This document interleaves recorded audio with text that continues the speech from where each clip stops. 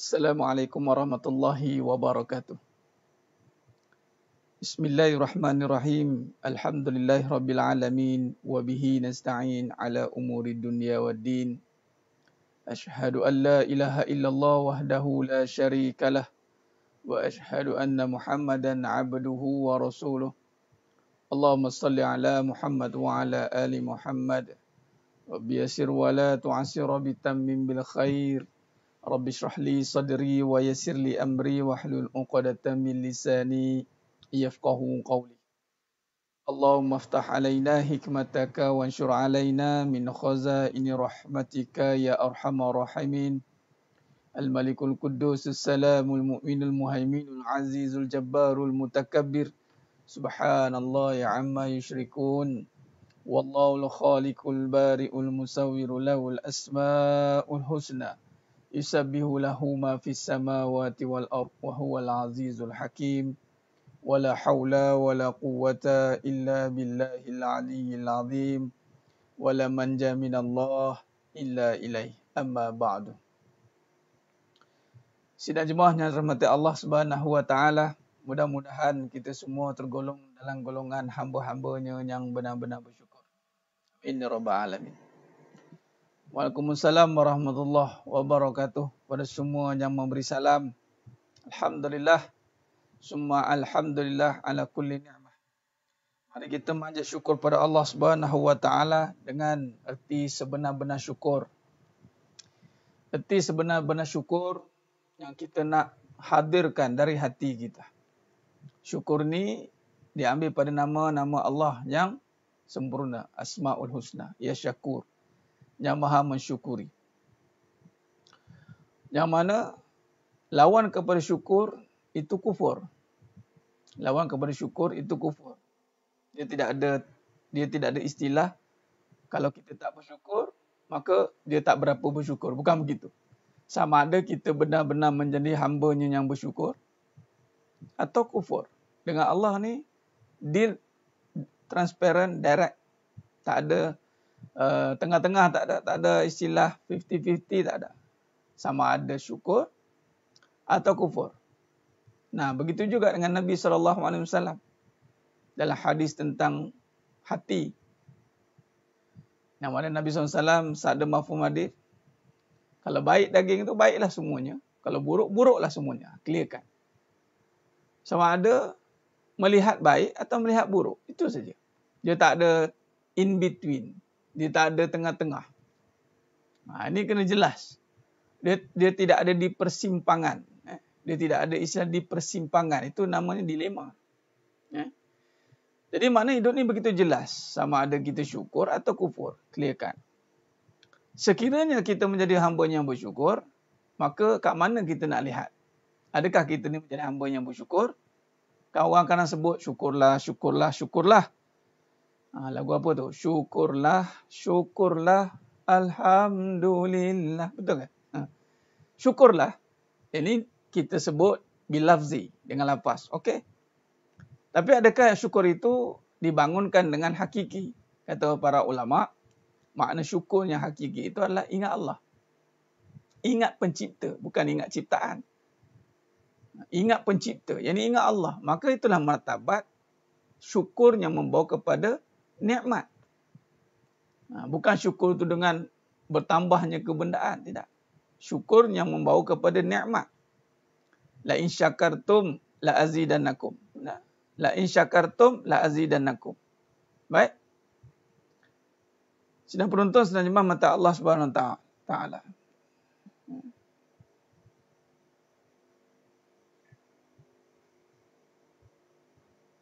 Baik. Suara okey kah? Audio. Nak kena kuat lagi, okey kan? Baik. Jadi sidang jemaah mata Allah Subhanahu wa taala, kalau kita lihat dalam hidup ni syukur atau kufur, syukur atau kufur, maka di mana kita nak lihat syukur itu sebenarnya? Maka Allah letakkan dalam hati kita. La in syakartum la azidannakum wa la in kafartum inna azabi lasyadid. Azab kufur itu akan mendapat azab. Dapat azab tu, azab. Azab ni berada di mana? Allah berfirman dalam surah Al-Baqarah ayat 10. fi qulubihim maradun fazadahumullahu marada wa lahum azabun alimun bima kanu yakzibun. Nampak? Jadi maknanya, kalau kita lihat dalam konteks kehidupan, kalau kita nak katakan tentang kita ini kufur, mungkin tak tergamak nak. Sebab berat pertuduhan kufur tu. Tapi kalau kita nak nisbahkan kepada hidup kita ini, adakah hidup kita ini, hati kita nikmat, lapang, tenang atau azab? Sakit hati lah, mudah cerita. Hati kita banyak sakit atau hati kita banyak sihat, lapang. Nah, kalau misal kata kita nisbahkan kepada kehidupan, kalau kita banyak berbicara soal tak puas hati, sakit hati, maknanya kalau dikaitkan dengan surah Ibrahim tadi ayat 7 dan dikaitkan dengan surah Al-Baqarah ayat 10, apa maknanya? Habis. Habis. Kufurlah. Nampak? Kufurlah. Sebab istilah kufur itu diambil dari surah Ibrahim. La in syakartum la azinanakum wa la in kafartum inna azabi lasyadid. Azabku amat pedih. Nah, jadi maknanya sidang jemaah mata Allah SWT. Sebab itu kita nak beralih. Kita nak beralih supaya kita tidak berpaling daripada menjadi hambanya yang kufur. Kita nak meletakkan hidup kita ini supaya benar-benar menjadi hambanya yang bersyukur. Barulah kita akan memahami akan erti kehidupan yang sebenar. Barulah kita akan memahami akan apakah matlamat ataupun hala tuju hidup kita yang sebenar. Jadi sidang jemaah mata Allah SWT, ini menyambung pengajian kita pada malam yang penuh barakah ini.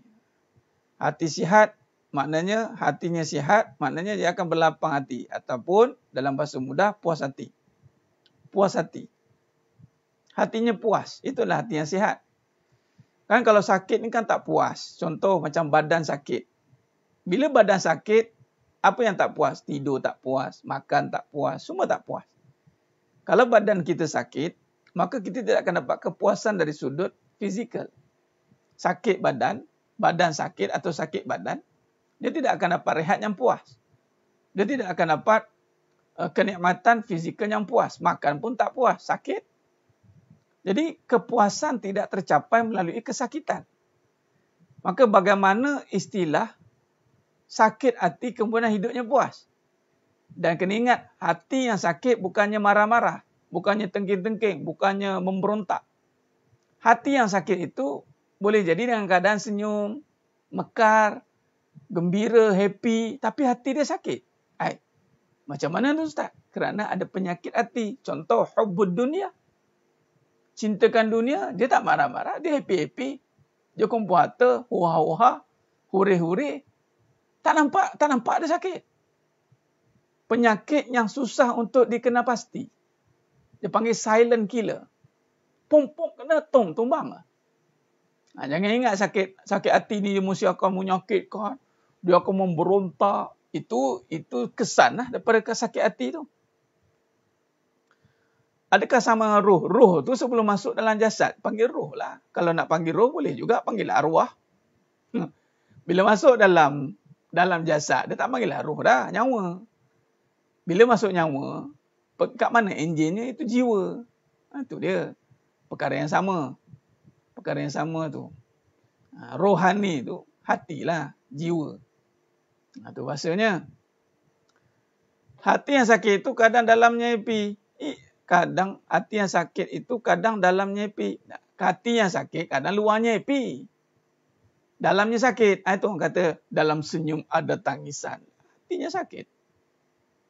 Jadi sidang jemaah mata Allah SWT, dia akan jadi silent killer. Jangan ingat sakit hati ni seperti dia meracau, kena sampuk, kena jin masuk, merasuk, kerasukan. Itu satu bab, itu kerasukan. Contoh, riak. Dia okey dah. Riak, senyum. Senyum dia, riak. Tapi dalam hati, see my leg. Nampak? Macam mana tu? Itu namanya penyakit yang jangan kita ingat sakit hati ni mesti bergaduh. Kadang ni happy ya berdua. Happy. Seronok-seronok. Seronok-seronok happy. Yang kami pasangannya happy. Ada satu sahabat kita yang tanya tentang satu dia panggil apa seminar ke? Seminar lah kot. Ataupun konsultasi ke? Apa pendapat? Pendapatnya adalah tengok dari mana sudut pandang dia menilai satu perkara tu. Kalau dia menilai dari sudut kembali seronok atau kembali sayang setelah ... Adalah isu-isu dia. Kenapa dia buat itu? Kenapa? Adakah nak meraih perasaannya happy atau dia benar-benar insaf? Ini kena kaji. Tapi kebanyakannya yang saya perhati dan saya lihat, kebanyakan yang main perasaan. Dia main perasaan. Perasaan ni seronok-seronok lah perasaan. Kita happy, kita fun, kita lupakan masalah. Okay? Kali fokus kepada apa yang you suka. Jangan lagi tengok keburukan. Ada nampak macam betul. Tetapi tidak. Nampak? Happy lastly menyepi. Betul Ustaz? Happy lalas sekali nangis bucu katil. Dia force. Dia paksa diri dia dengan perasaan. Dengan emosi. Dia bermain dengan emosi. Main dengan keadaan. Dia main dengan kebendaan. Dia main dengan perkataan. Banyak dia punya elemen-elemen yang perlu dikaitkan untuk merawat emosi itu. Atau dia tak sebut emosi, dia merawat hati itu. Sedangkan hati ini sifatnya itu mesti bebas dari sebarang sangkaan. Bebas dari sebarang perkara-perkara yang boleh menyekatkan hati ini dari mengingati Allah. Itu sebenarnya. Jadi sebab itu bila dalam pengajian ini, kita melihat untuk kita menilai kembali, mengenal pasti. Adakah kehidupan kita ini benar-benar mengikut landasan jiwa yang benar, hak. Nampak? Adakah kita benar-benar stand atas kepuasan hati yang benar-benar dipuaskan mengikut spesifikasi yang telah ditetapkan oleh pencipta. Pemilik hati, yang memegang hati, yang membolak-balikkan hati. Ya mukallibal qulub. Satu perkara yang perlu diingat. Sidang jemaah mata Allah SWT. Jangan disamakan hati, tapi perbahasannya perasaan. Itu kadang-kadang. Sedangkan apa yang disebut, apa yang dikata, apa yang diberikan, apa yang diajarkan itu tentang emosi, bukan hati. Tapi itulah manusia kadang-kadang dia mengambil langkah untuk menyebut itulah hati. Tanpa memahami akan kehendak sebenar hati itu apa. Di sinilah dalam pengajian hakikat kehidupan insya-Allah. Kalau kita benar-benar menghayati, memahami, maka kita akan dibebaskan daripada tadi, tipu daya yang tersembunyi tadi. Baik, macam mana nak hindarkan prasangka buruk yang terlintas di hati? Nak hindarkan adalah jangan duduk dengan prasangka. Caranya adalah sentiasa duduk pada kebenaran. Prasangka ini duduk pada keadaan. Lintasan itu mesti ada keadaan yang menjentik hati itu. Yang didorong oleh perasaan. Itulah lintasan hati. Lintasan hati. Yang dalam bentuk sangkaan. Mesti ada kebendaan, keadaan yang sedang kita fikirkan. Lalu triggernya itu dia spark dekat hati. Contoh. Cukup tak duit ni? Bila keadaan mengganggu kita dengan situasi duit, maka lintasan datang cukup tidak. Maka jangan duduk pada cukup tidak. Yakinlah pada rezeki. Duduklah pada kebenaran. InsyaAllah. Yakin. Sebab tu orang beriman, dia akan boleh counter kesangkaan. Dia boleh. InsyaAllah. Nampak? Dia boleh counter. Sebab dengan kebenaran, dengan ilmu yang benar, dengan kita mengkaji, mengikut nas yang jelas, maka tiada lagi sangkaan. Sangkaan ni adalah lebih pada prediction tentang situasi. Macam situasi itu telah kita kenal pasti. So kenapa kita perlu ada sangkaan buruk, sangkaan-sangkaan yang tidak berasas? Contoh kita sangka sayang ke tidak suami aku ni? Sayang. Kita masih duduk pada keadaan sayang ke tidak? Malah persoalan-persoalan itu ditimbulkan apabila keadaan itu mengganggu hidup kita. Contoh, macam yang tadi, yang sahabat kita tanya tadi pendapat. Macam mana Ustaz dengan keadaan ini? Keadaan apa? Seminar itu, contoh. Seminar itu banyak menceritakan tentang keadaan pasangan masing-masing. Kalau suami begini, apa kena buat? Kalau isteri begini, kan keadaan pasangan. Sekarang ni kita tak nak terikat dengan keadaan. Kenapa kita masih mengikat diri kita dengan keadaan? Sebab tak semua keadaan akan menyebelahi kita. Bila keadaan tidak menyebelahi kita, takkan kita nak force keadaan itu untuk berubah? Silap-silap tak berubah, nak cakap apa? Mudah-mudahan kita berubah jadi baik ni supaya tengok cara suami nak tarik balik perhatian suami itu, kita nampak keadaan yang ditekankan.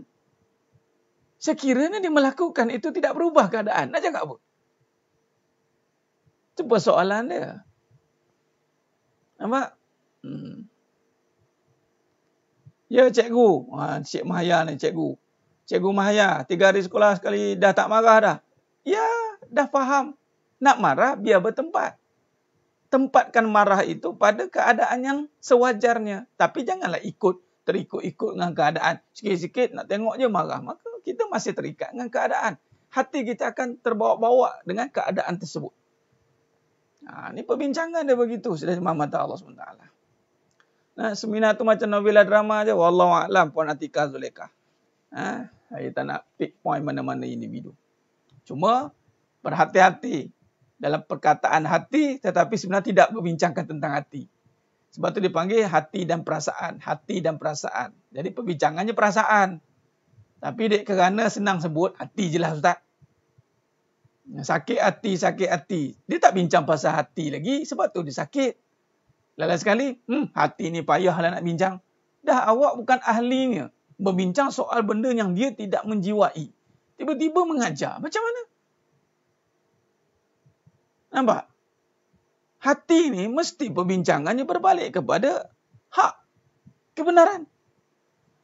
Adakah dia sudah bertemu dengan kebenaran? Kalau masih lagi, kalau tengok luaran pun masih goyang, aurat masih tidak terjaga, syariatnya asas-asas pun goyang lagi. Macam mana nak cerita tentang itu yang jadi isu ni. Ini yang jadi isu. Jadi sudah jemaah mata Allah Subhanahu Wa Taala.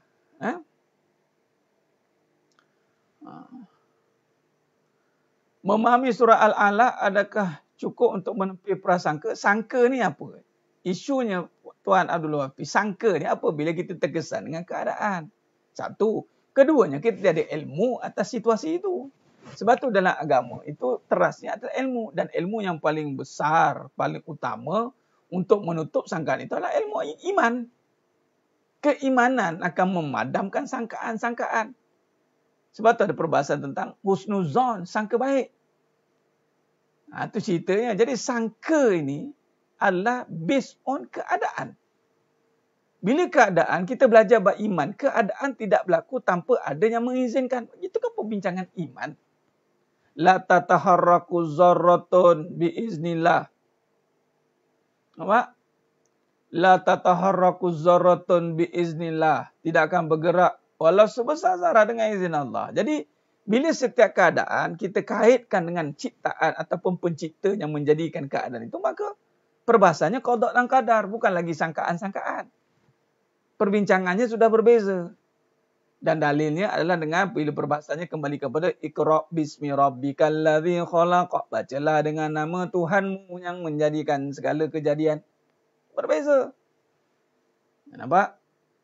Sidang jemaah mata Allah Subhanahu Taala. Clear bab tu. Jadi dalam kita membincangkan perkara ini perlu diingatkan.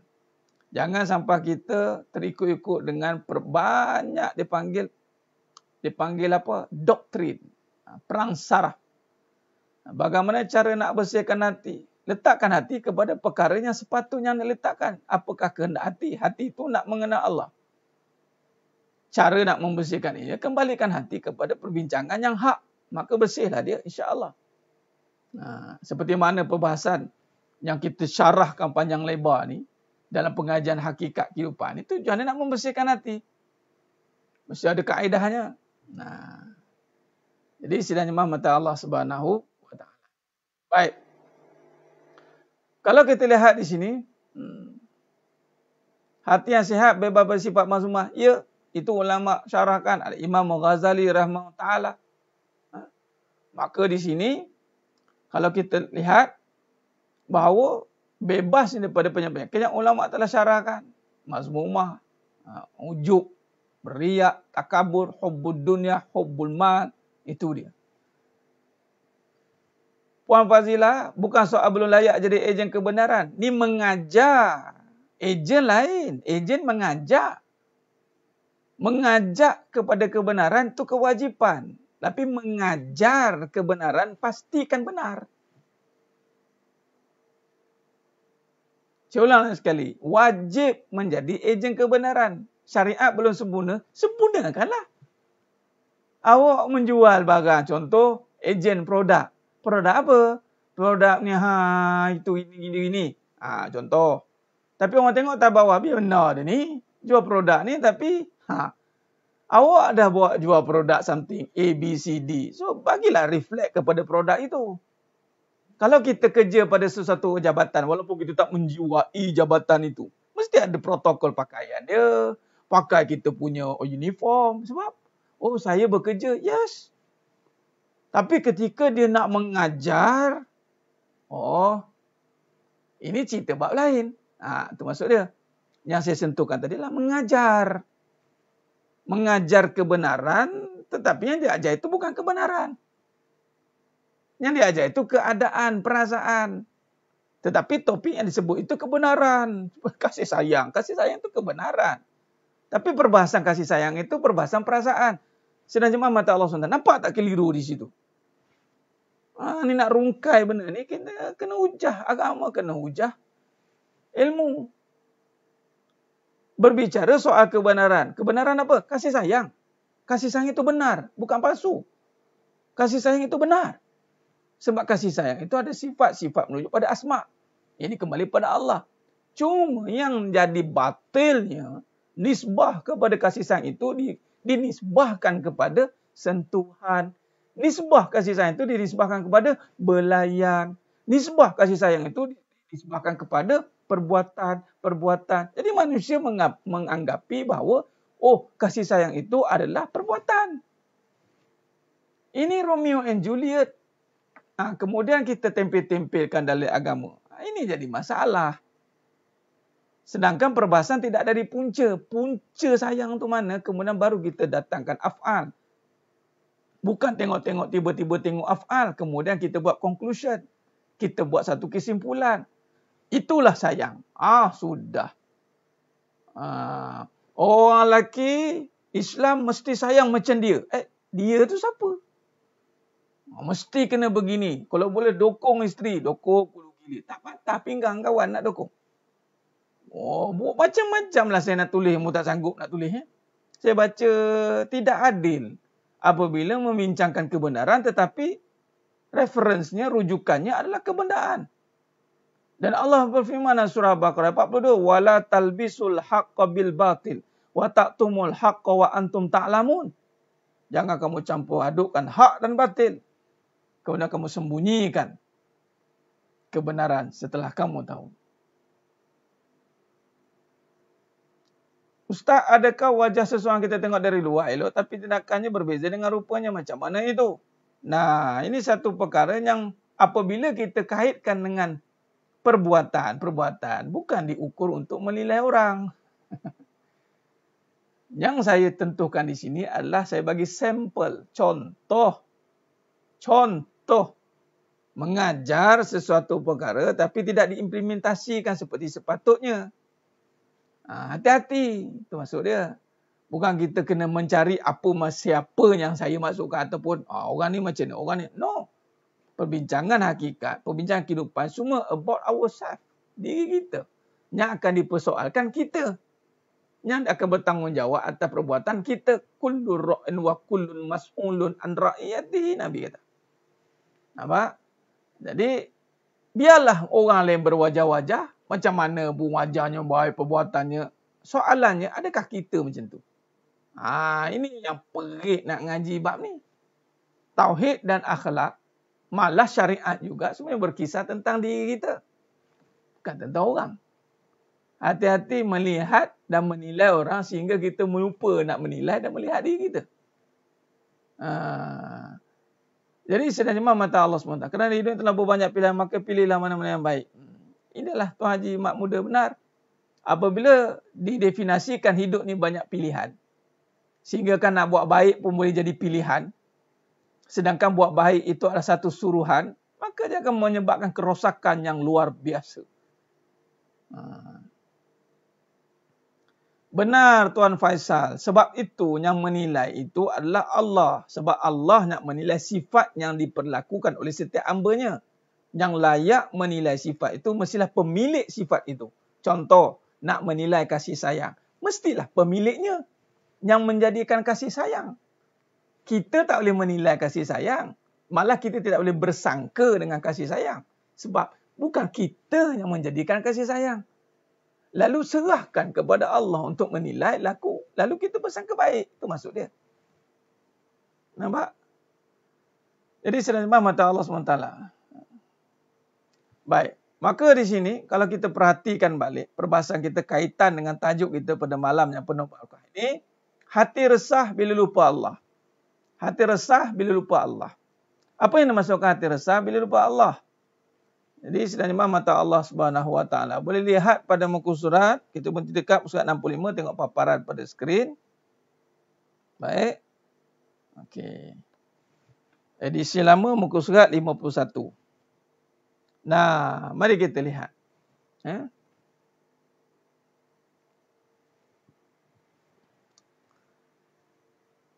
Kalau dilihat di sini, sebab itu yang menilai kembali diri kita ini adalah itu pemilik yang menjadikan semua sifat, semua zahir, semua perbuatan ini Allah. Allah. Sebab itu dalam satu hadis mafhum hadis, Nabi SAW bersabda mafhum hadis, Inna Allah la yanzuru ila suwarikum wa amwalikum walakin yanzuru ila qulubikum wa a'malikum aw kama qala. Nampak?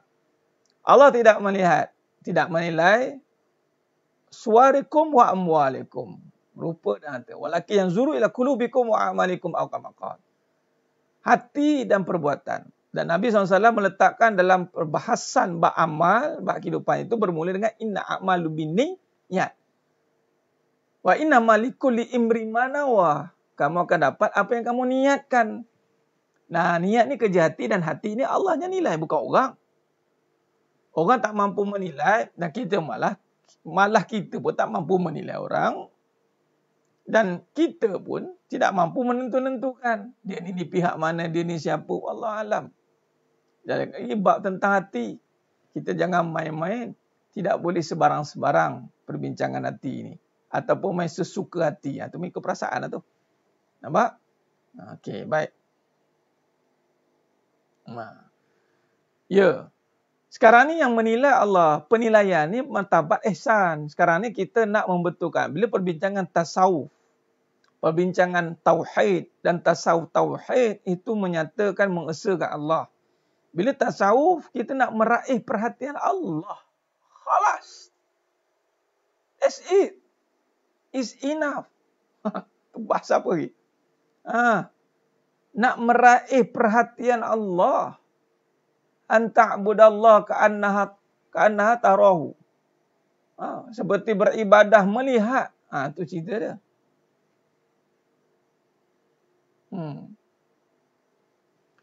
Jadi sekarang ni bagaimana kita nak membawa segala sifat yang ada itu supaya Allah lihat. Ini yang kita nak perbetul. Kita nak tunjuk ke Allah supaya Allah nilai. Salah, tolong betulkan ya Allah. Maka cara nak betulkan, Allah hantarlah majlis ilmu, Allah hantarlah sesiapa yang menegur. Itu sebenarnya teguran direct dari Allah Subhanahu Wa Taala. Kerana hakikat diri ini tiada daya, tiada kuasa. Kemudian tiba-tiba ada seseorang menegur kita. Mungkin melalui majlis ilmu. Mungkin melalui perbuatan orang cerita. Macam-macam lah medium-medium yang datang untuk menegur kita. Meraih kasih dan perhatian Allah. Tasawuf itu meraih perhatian. Bila kata penyucian, bila Allah nak tengok kita melalui hati.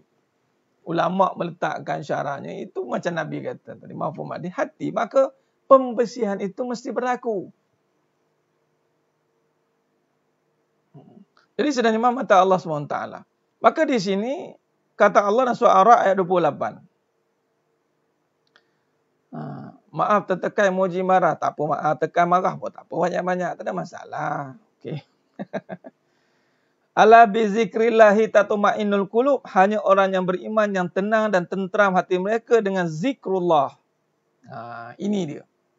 Bila kita melihat apa yang ada dan kita faham. Bila kita faham bahawa ketenangan, kebahagiaan itu hanya dengan kembali pada ingat Allah. Zikrullah. Bukan sebut Allah, tapi ingat Allah.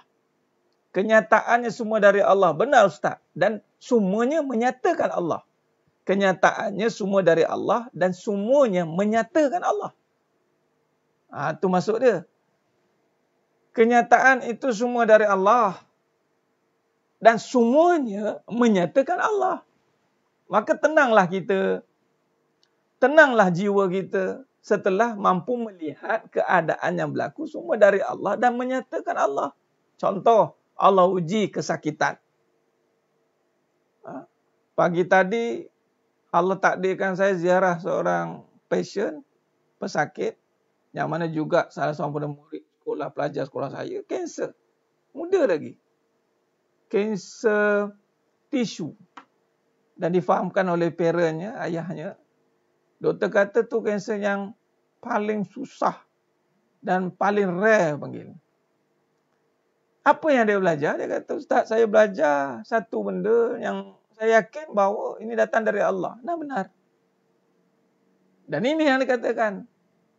Setiap perkara yang berlaku itu sama ada dia makin menjauh daripada Allah atau makin mendekat. Mana menyatakan Allah? Apa lagi kefahaman? Lalu saya katakan kepada beliau, Tuan, di samping kesakitan itu menyatakan sifatnya yang memberi mudarat. Nampak ke menyatakan Allah? Menyatakan Allah. Contoh saya kaitkan dengan COVID-19. Dalam keadaan kita mungkin terlalai, mungkin terleka, malah bukan terlalai, memang leka dan lalai pun kita ni. Kita mengingati, malah kita salah ingat. Ingat sakit, ingat ubat. Ingat sakit, ingat ubat. Datang penyakit tanpa ubat, nganga. Nah, Allah bagi ingat. Adakah yang menyembuhkan itu ubat? Memang kita makan ubat. Tapi tolonglah jangan ingat ubat. Makan ubat tapi ingat Allah. Ni dah makanlah ubat. Ingatlah Allah. Ni makan ubat pun ingat ubat. Tak makan ubat pun ingat ubat. Allah Allah. Macam mana? Ini yang jadi masalah. Makan ubat. Ingat sakit, ingat taubat. Mantap. Mantap. Allah Akbar. Betul tu Tuan Khairul. Lagi terus makan ubat tak baik-baik. Lepas tu langsung tak ingat Allah lagi. Allah lagi jauh. Lagi jauh. Dia. Nampak? Maka terzahirnya setiap perkara itu menyatakan. Jadi apa makna yang mengatakan ala bizikrillah? Ala bizikrillahi tatma'innul qulub. Hanya dengan ingat Allah, hati jadi tenang. Nah, dan zikrullah ni juga dikaitkan dengan mencari kebenaran. Mencari kebenaran itu yang membawa ketenangan. Zikrullah, ingat Allah tu maknanya kembali kepada kebenaran. Sebab yang benar hanya Allah. Maka semua perbahasan perlu disyarahkan kepada kebenaran, apatah lagi kehidupan. Nah, wa qulil haqqu mir rabbikum. Wa qulil haqqu mir rabbikum. Semua kebenaran itu datang daripada Allah. Baik. Nampak? Makan ubat masih pening kepala. Anda ingat saya dah masuk untuk pening kepala?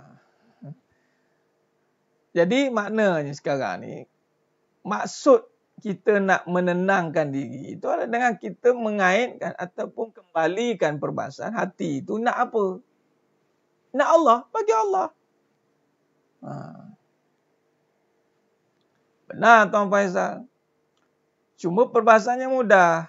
Dalam asbab-asbab manusia ini, dia lupa. Dia lupa. Dia lupa sebab apa manusia ni lupa? Dia lupa kepada mutlak, kepada asal muasal. Why? Sebab memang Allah buat manusia ini, itulah kejadian yang boleh menyerupai Tuhan. Sebab tu kena ngaji. Tanpa sedar, dia akan nampak bahawa manusia lah yang menzahirkan penyembuhan. Tanpa sedar. Sedangkan itu bukan sifat dari manusia. Ubat pun tidak, manusia pun tidak. Betul, kena faham sifat yang akan ada hanya pada Allah, tanpa ada pada benda. Itu kata nafi. Nak selamat, nafikan semua. Itu baru mula dengan la ilaha, nafi. Kemudian baru akan menzahirkan dan selamat lagi, menyatakan semua Allah. Habis cerita. Atau semua Allah maksudnya, seluruhnya itu zahir dengan kekuasaan Allah. Itu maksudnya. Sakit dengan kuasa Allah. Sihat dengan kuasa Allah. Jadi semuanya dengan Allah. Dengan Allah. Wala manja min Allah. Tidak boleh tidak, mesti dengan Allah. Rawat hati yang sakit dengan zikrullah, Ustaz. Zikrullah itulah yang perlu disyarahkan. Sebab orang ingat zikrullah ini sebut. Wan Siti Sarah. Ini yang saya tekan tu. Orang biasa tak orang sebut Allah, tapi tak selesai masalah. Sedangkan sebut Allah tu selesai masalah. Malah ada pula cakap, tak ada fadilat. Pening lagi. Sebut Ya Syafi', tapi apa yang kita nampak? Adakah Asmaul Husna itu sekadar sebutan? Adakah kita faham Ya Syafi' itu? Fahaman. Ingat, faham. Bukan sebut. Walaupunlah dapat pahala juga dalam menyebut. Allahu Akbar. Pemurahnya Allah Ta'ala. Sebut tak faham pun pahala.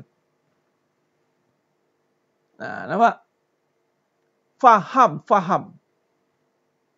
Makna faham, dia kena reflect perbuatan. Faham, orang faham. Contoh, orang faham tanam pokok kelapa sawit.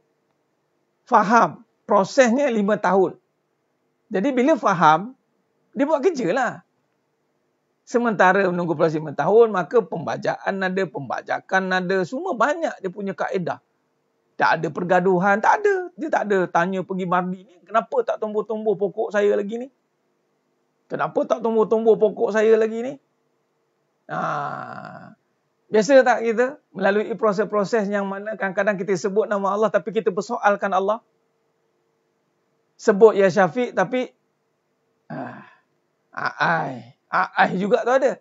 Sebut Ya Razzaq tapi sebut Ya Rahman Ya Rahim tak payah jauh. Ambil asma Allah yang selepas Allah, nama Allah lafzu jalalah itu Ar-Rahman Ar-Rahim.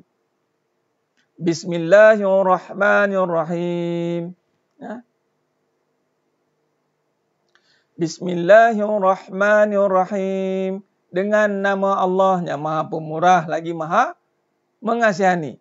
Baik, sebut nama Allah Rahman Rahim, apa ramai bergaduh? Sebab gitu.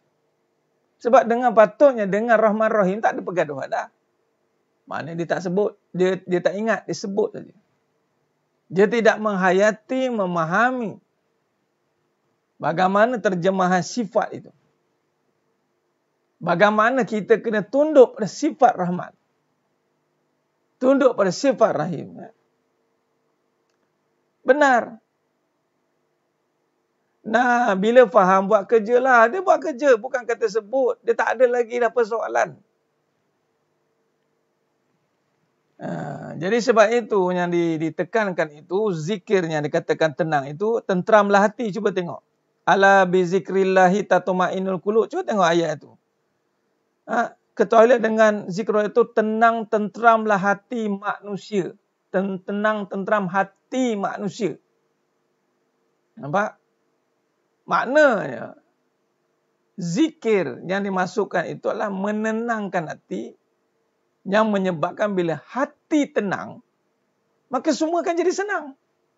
Jadi senang berurusan dengan orang yang tenang. Itu maksud zikir. Senang bagi berurusan orang yang tenang. Orang yang zikir, ingat Allah, dia tenang. Bila tenang, banyak tak? Cewek tak orang yang tenang? Puan Azizah Nayan. Penawar bagi hati yang sakit. Betul tidak? Contoh. Kan banyak bubur baju dunia pada akhirat. Ya Tuan Sabri. Kadang-kadang kita jadi rigid pula hidup ni. Rigid itu. Benar Tuan Raja Sarizah. Bismillah. Itu pembuka kalam Allah. Dengan nama Allah. Pembuka segala sirnya, rahsianya. Cuma nak memantapkan lagi. Itu dengan lagi. Nama-namanya yang sempurna. Allah kata, mohonlah. Orang yang tenang, itu menyenangkan. Orang tenang, menyenangkan. Dia tidak cerewet. Ya Tuan Azman, zikir razak berbuih mulut. Tapi tak ada rezeki. Allah letih. Nampak? Jadi sebab tu Allah datangkan keadaan-keadaan itu yang boleh mengingatkan kita kembali. Senang berurusan dengan orang yang tenang. Nah, orang yang tenang itu, dia akan menyenangkan, dia akan memudahkan urusan orang. Maka nak deal dengan orang yang tenang, orang nampak Allah. Itu maksud zikrullah itulah.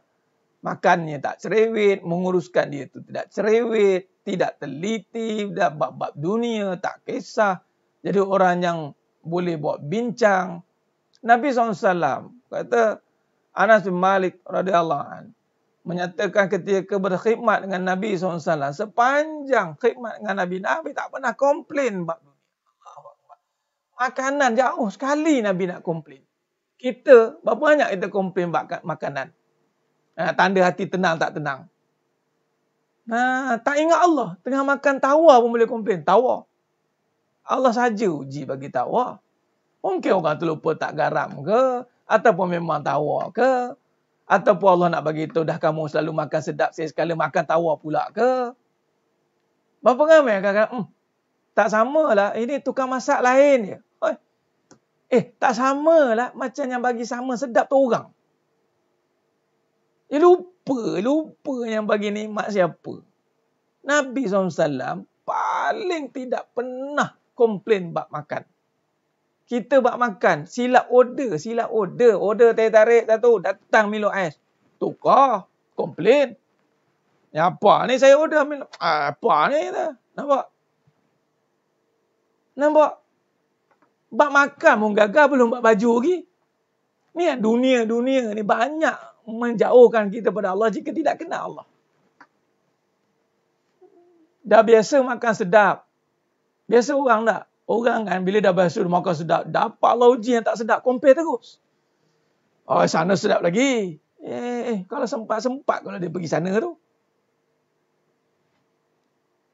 Orang yang tenang, itu je orang yang senang dan dia tak akan cerewet. Wallahi, siapa? Nabi SAW.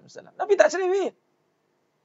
Dia ni detail. Kalau barang, kalau dia beli ustaz. Detail. Jangan main-main. Hang detail bab dunia, bab akhirat hang tak detail. Tak apalah. Yang mana boleh lah. Bab akhirat dia tenang sungguh. Tak ada sense of urgency tu tak ada ke akhirat. Tak apa katanya. Nampak? Lama bona lah tuan. Tuan cucu Raja Kompong, Tuan Anwar. Lama bona. Dah lah lama bona, mana mandai pula tu. Gitu.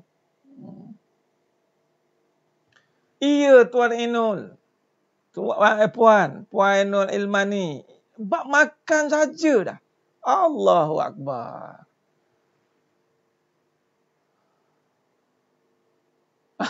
Ustaz, tengah makan, Allahu Akbar. Fadal. Nah, saja kadang-kadang tak konsisten. Kita kalau boleh nak KPI, nak sedap maintain pun, memanglah ada KPI. Ada jenis yang dah distandardkan makannya. Cuma nak kaitkan orang yang tenang, orang yang tidak cerewet. Itu nama zikrullah. Nampak tak kupasannya? Sekiranya benar kita ini benar-benar duduk dengan Allah, apa yang Allah berikan itulah yang terbaik bagi kita. Ni apa faham ni apa ya? Kita duk rasa macam patutnya aku dapat lebih baik pada ni. Patutnya. Dia boleh ukur.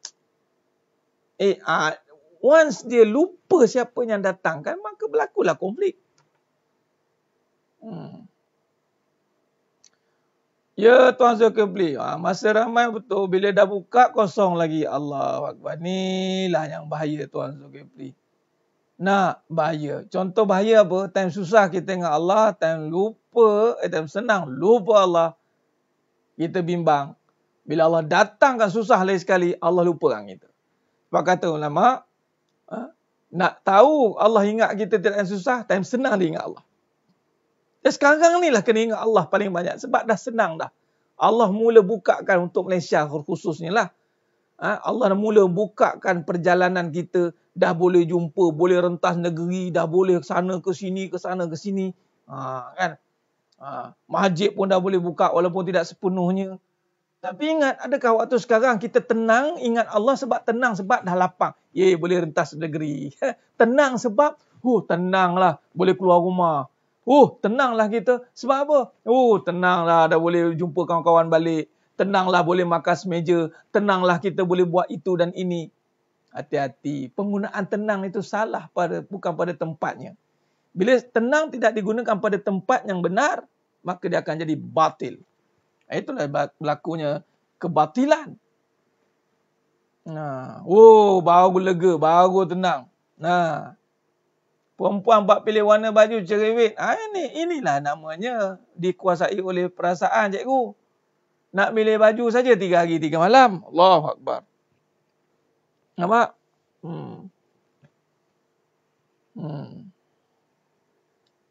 Ini yang kita bimbangkan. Tenang kita itu disalah ertikan. Tenang kerana kita bebas daripada kebendaan.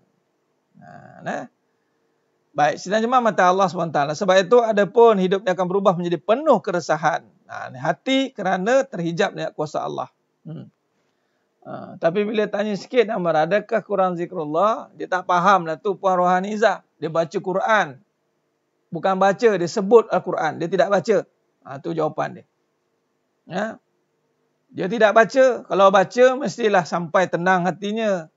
Marah-marah itu pada tempat yang tepat. Bukan main marah-marah sesuka hati, marah apatah lagi jauh sekali, marah bab dunia.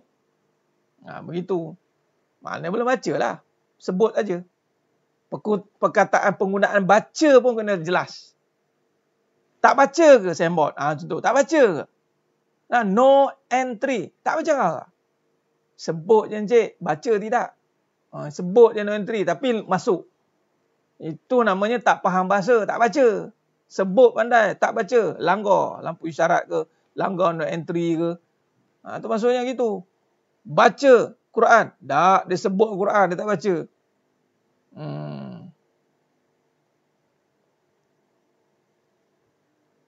Baik. Ya, ni bab jemaah tadi. Memang itu keadaannya. Orang komplain-komplain biasalah. Bagi saya jemaah masjid komplain lah. Bagi kita ni siapa yang datang rumah Allah yang terpilih. Tak kisahlah komplain ke siapa ke. Innama ya'muru masajidallahi man amana billahi wal yaumil akhir. Saya dah bagi tahu dah itu hari. Siapa yang sama dengan majlis ilmu? Sama je. Kebaikan itu Allah pilih. Dan ianya suruhan Allah dan Allah pilih siapa yang Allah suruh. Jangan main.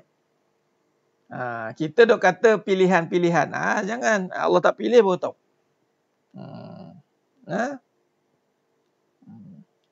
Salam Ustaz, macam mana nak hati tenang kalau suami melakukan maksiat? Betulkah saya redha atas perbuatannya? Itu suami punya maksiat. Puan Suriah, janganlah bermaksiat. Ni bagus. Soalan ni bagus ni. Soalannya favorite ni. Dosa orang kita dok kecoh. Kita pening dengan dosa orang. Dosa kita fokus kepada tanggungjawab masing-masing. Suami jahat, kita jangan jahat. Orang yang tak tenang, orang yang resah, itu apabila diri sendiri yang jahat. Kita bukan nak redha. Allah tak suruh pun, Islam tak suruh pun redha dengan perbuatan jahat. Tapi soalannya sekarang adalah, adakah kita buat perbuatan baik? Adakah kita insaf dengan kejahatan itu? Ya Allah, jahatnya suami aku tak nak jahat lah. Sepatutnya. Memang orang jahat, jadi kita, orang jahat kita, dia kena macam tu, biasa. Ustaz, dia marah-marah, kita nak buat apa? Ustaz, dia buat jahat, kita nak buat apa? Kita buat baik ya? Itu dah jawapan dia. Takkan nak pergi sergah dia, pergi ni dia, pergi tarbiyah dia. Boleh ke tarbiyah, lagat tarbiyah lah. Abang, ni sebenarnya maksiat ni neraka. Abang ingat, Ustaz Farid cakap, jual nama saya. Mati, bergaduh. Oh, baru nak dengar ceramah, nak nasihat orang. Oh, baru dengar hakikat kehidupan. Dah jadi ustazah dah. Dah kena beli. Dah bergaduh. Baik kita sekarang fokus kepada bila kita tengok orang jahat, kita nak jadi apa? Kita jadi baik lah. Takkan kita jadi jahat. Itu maksudnya. Itu kaedahnya. Jelas. Bila tengok isteri kita jenis degil gila. Bahasa mudah. Ustaz, isteri saya degil betul. Ustaz. Dah, kita nak buat apa? Dah, kita didik lah. Walaupun degil macam mana. Poin dia, lakukan tanggungjawab masing-masing.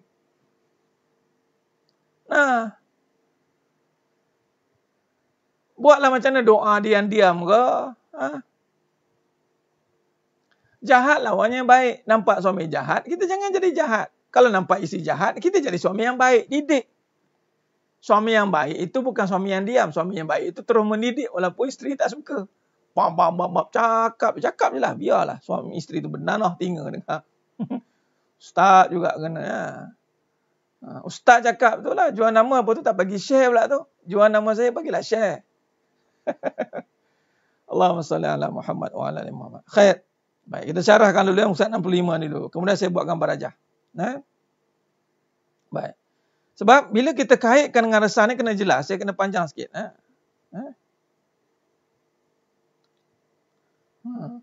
Puan Atikah jangan tanya soalan berapa lama tu. Kalau nak tahu berapa lama, duduk dengan dia. Habis cerita. Kadang-kadang berapa lama dah sabar puan. Lama tak lama ni subjektif.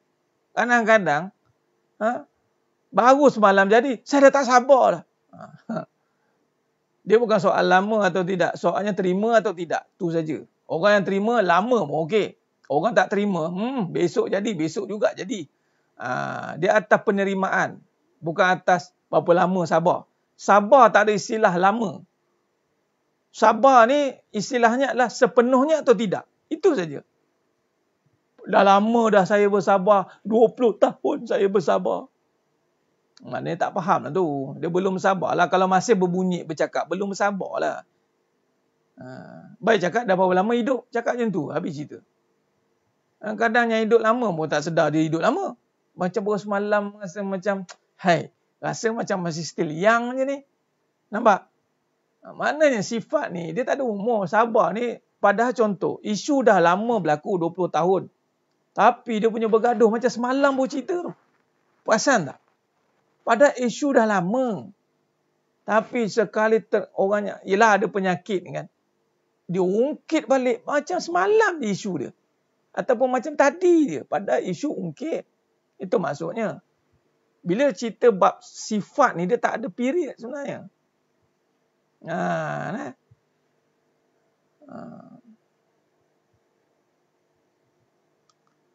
Alhamdulillah. Amin. Ya Rabbal Alamin. Bagus puan ni. Teruskan. Didik sampai seorang mati. Atau didiklah sampai mati. Tuan Raja. Sarizat.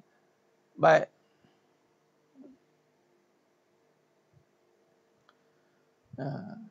Sidang jemaah mata Allah SWT. Maka senang cerita kembali kepada lihat kekuasaan Allah. Suami jahat, lihat kuasa Allah. Allah berkuasa nak ubah dia. Senang masalah. Selesai.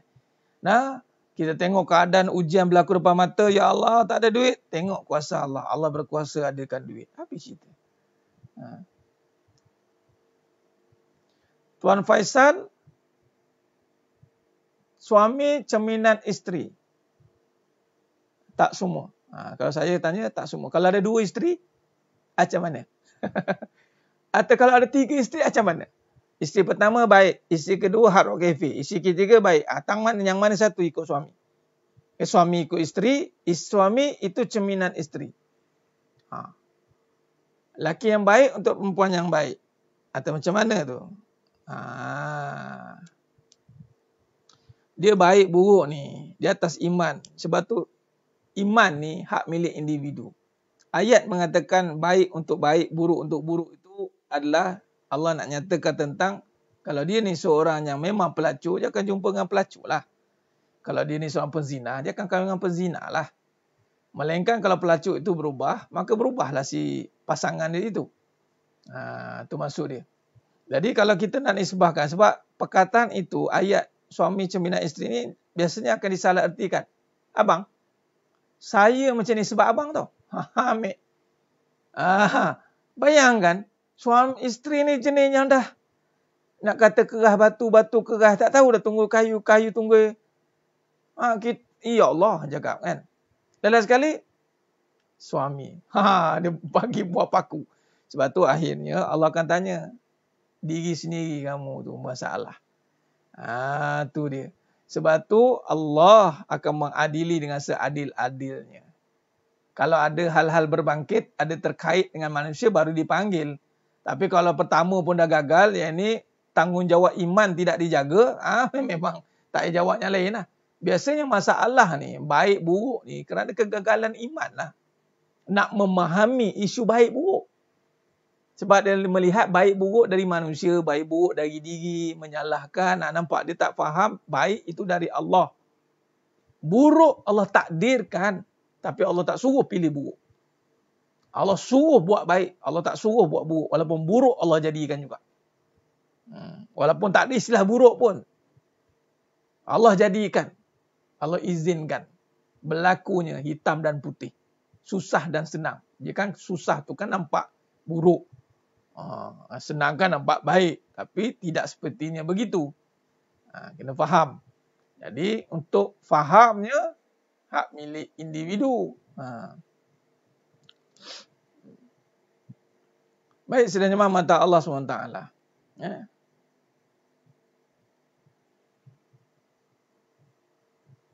Ya, faham. Baik buruk isteri kerana suami itu adalah pemimpin. Sebab ada, saya nak kaitkan, sebab ada akan isteri-isteri yang mana dia akan letakkan pada suami yang gagal memimpin. Kadang-kadang bukan suami gagal memimpin. Suami itu dah mahu memimpin tapi tidak mahu dipimpin. Ada jenis macam tu. Ada isteri yang tidak mahu dipimpin. Kerana kekurangan-kekurangan pada suami itu yang dinilai oleh isteri itu sendiri. Mungkin kekurangan contoh darjatnya, hartanya, kedudukannya, ilmunya. Kan suami yang kurang ilmu, abang jangan nak didik saya. Abang tak cukup ilmu, jangan cuba-cuba nak didik saya. Padahal mendidik ni bukan kena cukup ilmu. Didik ni wajib. Walaupun tak cukup ilmu, wajib didik. Kan begitu. Adapun memang pemimpin yang baik akan melahirkan pimpinan yang baik. Itu memang jelas. Cuma perkataan ini biasa dimanipulasikan oleh orang-orang yang mencari alasan. Kebanyakan akan menyalahkan suami. Kenapa tak jadi macam ni? Macam saya itu hari lah satu kes itu hari yang mengatakan suami dia nak kahwin lagi. Sekali dia tanya saya, kenapa orang lelaki nak kahwin lagi ni Ustaz? Kalau kahwin lagi je mesti main bab agama. Kenapa ni? Dia marah betul dah. Tahulah siapa lelaki tu kan. Saya tanya dapat nombor pada mana? Nombor dapat daripada handphone suami saya, nama Ustaz ni.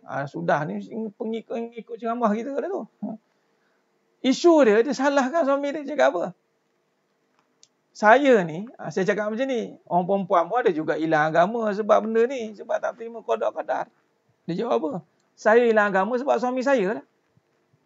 Pening jawabnya tu. Habis. Kalau macam tu jawab dengan Allah. Sebab apa tak jadi baik ni? Suami tak didik. Jadi sebab tu orang yang ada Allah dia tidak akan cari salah. Biasa orang yang tiada Allah dia menyalah. Siapa tu? Iblis. Iblis sifatnya menyalah. Kan dia mencari salah Nabi Adam AS. Bukan sekadar salah Nabi Adam AS. Cucu, cicit semua disalahkan.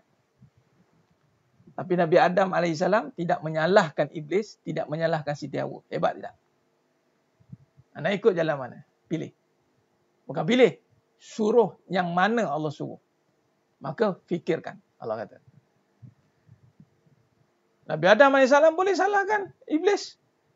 Kalau tidak kerana Iblislah datang mengganggu isteriku Hawa, mana mungkin kita tidak keluar. Macam tu. Maka Rabbana zalamna anfusana wa ilam taghfir lana wa tarhamna lakunanna minal khasirin. Dia tak akan menyalahnya. Dan ini tarik nubuwah para nabi dan rasul itu menyemakkan kembali contoh Nabi SAW menyalahkan diri sendiri ketika di Taif.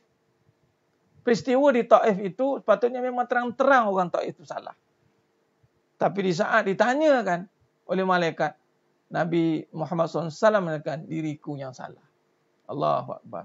Itu yang Allah kagum. Allah kata, padahal ada peluang untuk balas. Tak salah, tak dosa pun kalau Nabi kata hancurkan penduduk Taif. Nampak?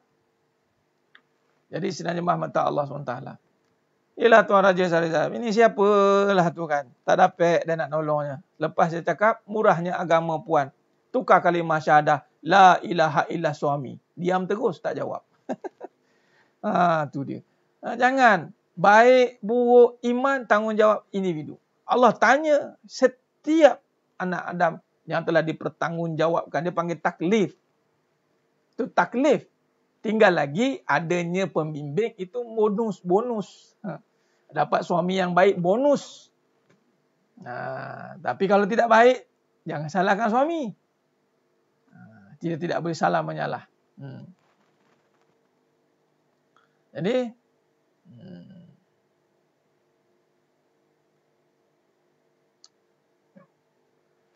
bila tegur perbetulkan tentang kebenaran, dia cakap saya boleh hantar faham. Ya, inilah Puan Asha Paris. Keadaannya memang begitu. Bila cerita bab duit, itu keadaannya, realitinya memang. Tapi bila berhadapan kebenaran, dia akan berlaku berhujah. Ingat, bila kebenaran masuk, dia akan berhujah. Jadi kalau tidak mampu berhujah, jangan berhujah. Malah lebih yang kita nak elakkan, jangan berbalah. Hujah beza. Hujah berbalah dua benda berbeza. Biasanya berbalah tidak berhujah. Macam contoh malam ni kita berhujah. Ada nas, ada dalil, ada kias, ada tamsilnya. Biasanya berbalah bukan berhujah. Dah berbalah menyalah pula tu. Lebih baik kita mengalah. Boleh mengalah. Bukan bermakna kita tidak mahu memberikan hujah. Tapi tengok kepada situasi yang tidak membantu kita. Jadi, diamlah lebih baik.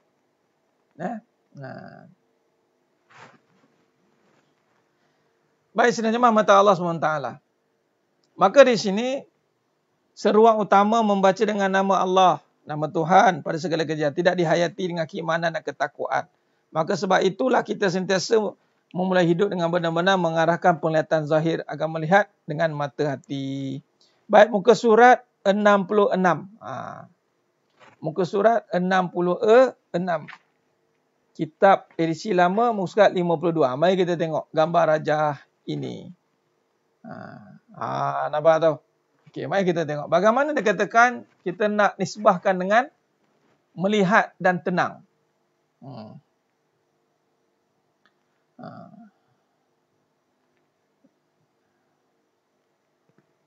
Nah, benar Puan Fazilah. Ilmu ni untuk diamalkan, bukan untuk dihujahkan. Ilmu bukan untuk hujah. Jangan salah faham. Orang ingat, orang berilmu ni banyak cakap.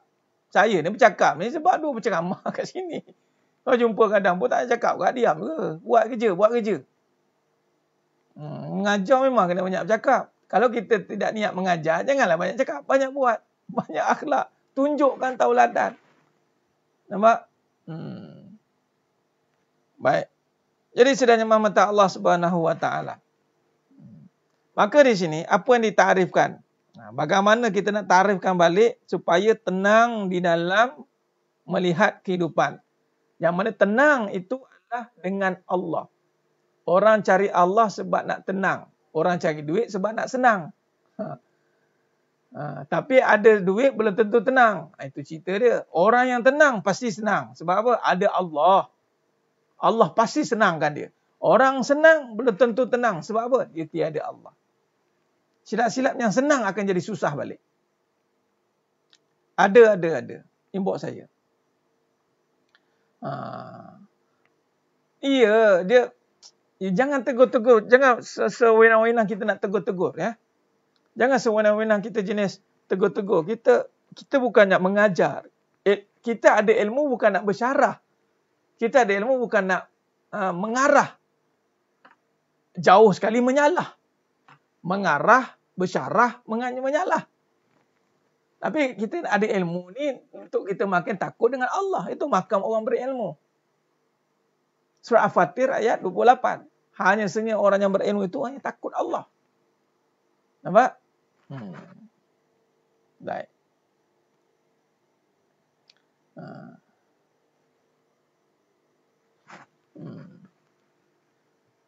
Ya Tuan Azrin, tak pandai bercakap, maka tunjukkan perbuatan. Jadi belajar-belajarlah bercakap. Sebab seorang pendidik kena bercakap. Belajarlah. Kalau tak boleh, buktikan dengan perbuatan. That's it. Pun boleh. Kalau bercakap dan perbuatan. Dua-dua. Itu lebih lengkap lah. Ya? Baik.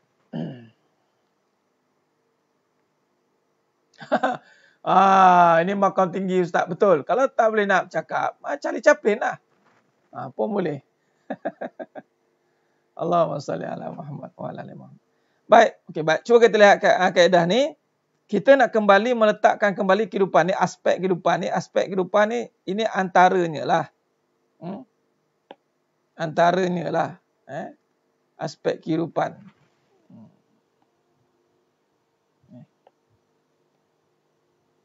Okey. Aspek kehidupan ni ada keluarga, ada kesihatan, ada perhubungan, ada perniagaan, ada diri, duit. Ini dipanggil syariat kehidupan.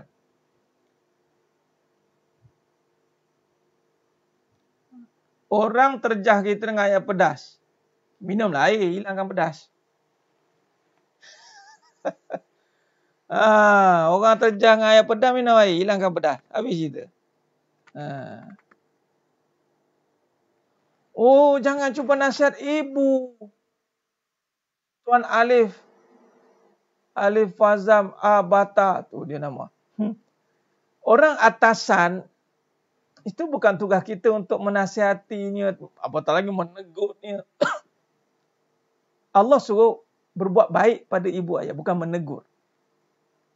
Ini pun satu kena faham. Isteri kena berbuat baik dengan suami. Anak kena berbuat baik dengan mak ayah. Ada kata tegurlah mak ayah. Ada? Tak ada. Tak ada.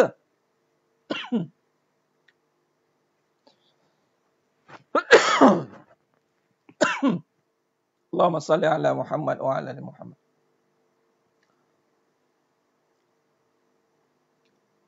Jadi Allah suruh berbuat baiklah.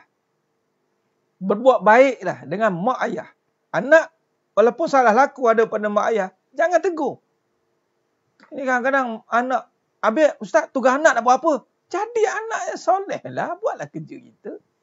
Anak yang solehah, anak yang soleh. Apa tugas anak yang soleh? Kalau anak perempuan nak jadi anak yang solehah, jadi isteri yang solehah. Bodoh aja jadi anak yang solehah. Sebab perempuan kena letak pada suami dulu. Kalau lelaki, anak soleh, doakan.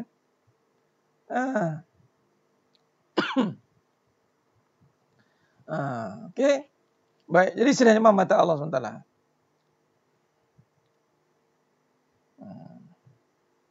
Baik, sedang imam mata Allah SWT. Mari kita tengok, kita sambung sikit lagi. Boleh? Itu dia. Puan Alif. Begitu kedudukan. Baik-baik. Kedudukan, baik-baik. Saya tulis sikit. Baik, cuba lihat bab taat ni ya. Dalam bab ini, saya ambil keluarga. Dalam cerita aspek kehidupan ni, saya cerita bab keluarga. Keluarga. Baik. Kena benar tersedap. Ni tersedap bukan air ni. Ada yang cuba-cuba ni. Allahumma salli ala Muhammad.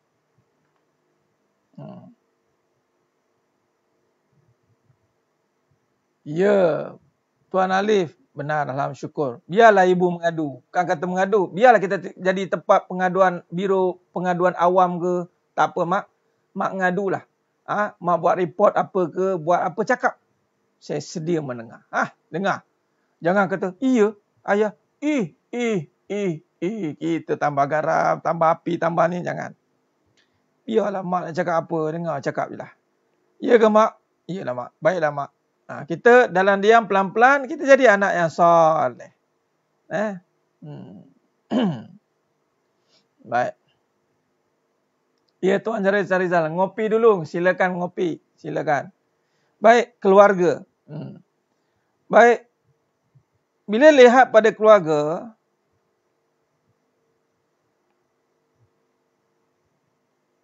siapa boleh copy paste surah An-Nisa ayat 1? Surah An-Nisa ayat 1. Cuba tengok. Surah An-Nisa ayat 1.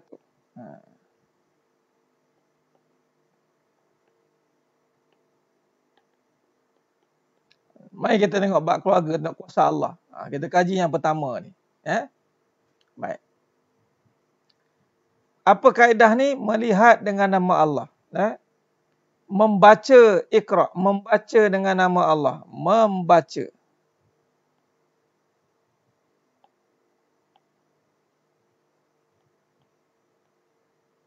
Okey. Apa kata Allah? Ya ayyuhan nasu taqu rabbakumul ladzi khalaqakum min nafsin wahidah. Nampak? Wahai manusia, bertakwalah kepada Tuhan kamu yang telah menjadikan kamu dari diri yang satu. Allah mulakan, sebab apa kita mula dengan ayat surah Nisa ni? Keluarga ni, apa makna keluarga? Ada dua insan. Keluarga lah. Yang dinamakan seorang isteri, seorangnya suami. Yang suami ini sudah pasti lelaki. Jangan buat pasal. Lelaki. Ni sudah pasti wanita. Baik. Bila kata dua tu keluarga. Tapi dari mana asal usul? Baca. Ni nama baca dengan nama Allah ni. Tolong tengok keluarga. Jangan tengok keluarga dengan kita. Tengok keluarga dengan kita. Nampak masalah lah. Itu arti resah keluarga nampak. Yang isteri ni boleh jadi dia akan jadi ibu. Boleh jadi dia akan jadi ayah. Dan juga si isteri ni memegang juga title sebagai anak. Si ayah ni juga sebagai anak. Maka ada dua elemen. Ibu, anak, ayah, anak. Mungkin ayah, ibu ni juga di seorang anak. Ayah ni juga di seorang anak. Nampak? Tapi sebelum daripada dua ini, kemudian Allah jadikan. Yang mana dari itulah Allah membiarkan dirinya keduanya zuriat keturunan lelaki dan perempuan yang ramai. Maka ayah dan ibu inilah, maka jadilah keturunan.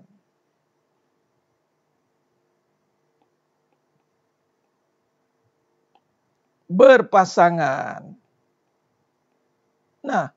Tapi asalnya dari Nabi Adam alaihi salam. Dari diri yang satu. Baik, bila dari diri yang satu, mari kita lihat. Maka keluarga itu bermula dengan lelaki. Itu Adam. Siapa? Nabi Adam alaihi salam. Dari diri Nabi Adam alaihi salam inilah berlakunya peristiwa kejadian Hawa. Semalam ada tanya, Ustaz, tulang rusuk Ustaz. Jadi daripada tulang rusuk lelaki. Yang paling bengkok, paling atas. Tapi Ustaz, kalau dia ada kahwin lagi, dah lagi, berapa tulang rusuk dia ada. Jangan tanya soalan-soalan pelik macam tu. Soalan pelik.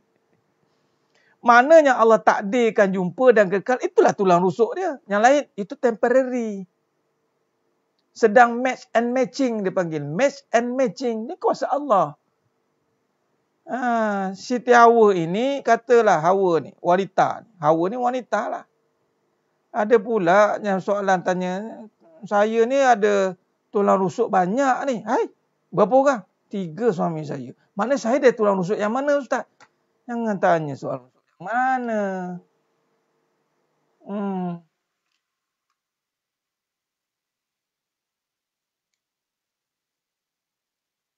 Yang mananya Allah kekalkan, yang itulah dia punya. Sebelum kekal, kata nombor 1, nombor 2, nombor 3. Katalah dia kekal dengan nombor 3. Nah, yang ini tulang rusuk dia. Yang 2 ni Ustaz, ini match and matching. Oh, tak match, terkeluar. Tak match, terkeluar. Masuk dekat yang sini. Baru ngam. Itulah nak berjodoh. Nak jumpa yang ketiga ni ambil masa. Jodoh. Ada orang sekali jumpa, pap, kena. Jodoh. Soalan kabat aras tinggi kita pun jawab. Tak betul lah. Oh, habis Ustaz, kalau suami pula yang ada 4 isteri, iya. Allah jadikan itu kapasitinya daripada seorang lelaki ada 4 isterinya. 4 tu lah rusuk. Macam mana Ustaz? Jangan tanya macam mana. Benda dalam. Oh, benda dalam. Ya. Jangan tanya soalan macam ini. Ustaz, seorang ibu boleh lahirkan 5 orang anak macam mana ya Ustaz? Jangan tanya macam mana. Inilah kekuasaan. Seorang ibu. Nampak Saya nak bagi comparison. Ni gambar aja. Semalam saya cerita ni. Tak nampak. Malam ni kita kasih nampak. Ni suami. Daripada suami, Allah boleh jadikan keturunan. Atau isteri. 1, 2, 3, 4. Dari seorang suami. Boleh jadi Allah jadikan dia ada 4 isteri. Oh, sebab tu boleh kahwin 4. Ya. Kalau lagi banyak, jangan dibuat. Sebab syariatnya sampai 4. Oh, gitu. Kalau 1 je Ustaz, ya sudah. 1 je lah. Maknanya Allah jadikan dari suami seorang isteri saja. Tapi kalau Allah takdirkan dia ada seorang lagi isteri, seorang lagi isteri dari diri yang 1. Dari suami. Ini wanita. Sebab tu wanita ini jangan macam-macam. Sebab dia dari suami. Okey, tengok pula seorang ibu. Seorang ibu Allah boleh buat seorang anak, 2 anak, 3 anak, 4 orang anak. Nampak? Nampak tak makam dia ni? Sebab itu daripada, bila dari ni, dia makam taat. Taat ini takwa. Jangan lawan. Sebab ni anak. Anak dan anak. Dari seorang ibu, Allah boleh buat banyak anak. Dari seorang suami, Allah boleh buat banyak isteri. Tapi dalam syariat 4 orang je lah. Nampak? Nampak? Sebab itu bila seorang wanita, kenapa kena taat suami? Sebab kamu dari dirinya. Kalau tiada suami, tiada wanita. Nabi Adam AS. Kenapa Ustaz anak tak boleh tegur ibu? Kamu daripada dirinya. Oh, begitu ya. Ibu daripada, nampak? Nampak tak Allah buat begini? Fitrah seorang ibu ni wanita. Hebat. Ni wanita, dia juga daripada suami. Sebab dia wanita kan? Dia berpatah baliklah naik. Dan Nabi Adam AS dijadikan oleh Allah. Maka terlihatlah Allah. Sepatutnya keluarga ini semuanya nampak Allah. Bukan nampak suami, nampak ibu. Tengok sumbangan hebat. Ibu hebat. Tengok suami hebat. Mana Allahnya? Ini makam taat. Dah tak ada tulang rusuk dah. Tu kalau tak ada tulang rusuk tu maknanya sudah dikekahkan. Tu kambing panggil. Dah habis dah tulang rusuk Ustaz. Dia makan-makan habis tulang rusuk. Baik, sidang jemaah mata Allah Subhanahu Wa Taala. Nampak? Maka nampak dalam surah An-Nisa tadi ayat 1. Allah kata, wahai sekalian manusia, bertakwalah kepada Tuhan kamu yang telah menjadikan kamu bermula dari diri yang satu, Nabi Adam AS, dan menjadikan daripada Adam itu pasangannya, isterinya. Nampak? Wa khalaqa minha zawjaha wa bassa minhuma rijalan katsiran wa nisaa. Wattaqullaha allazi tasaaluna bihi wal arham. Innallaha kana 'alaikum raqiba. Nampak? Menyebut-nyebut nama nampak. dan bertakwalah kepada Allah. Minta dengan menyebut-nyebut namanya sepeliharalah hubungan silaturahim kaum kerabat kerana sesungguhnya Allah sentiasa memerhati kamu. Nampak?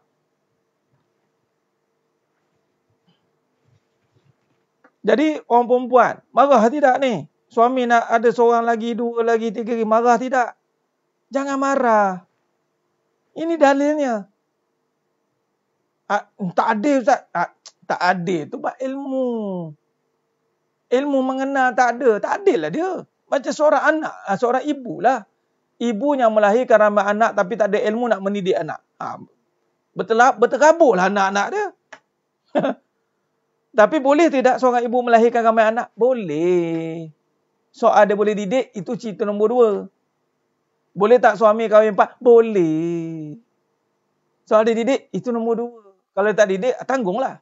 Itu maksud dia. Ni tak boleh. Suami saya, tak boleh, Ustaz, tak boleh. Padam terus ni, ambil pemadam. Cukup. Oh, dia padam. Dari diri yang satu dan saya yang satu. Oh, dia buat soalan. Ni suami saya dijadikan untuk saya seorang je. Mana dalil untuk kamu seorang je? Tak ada.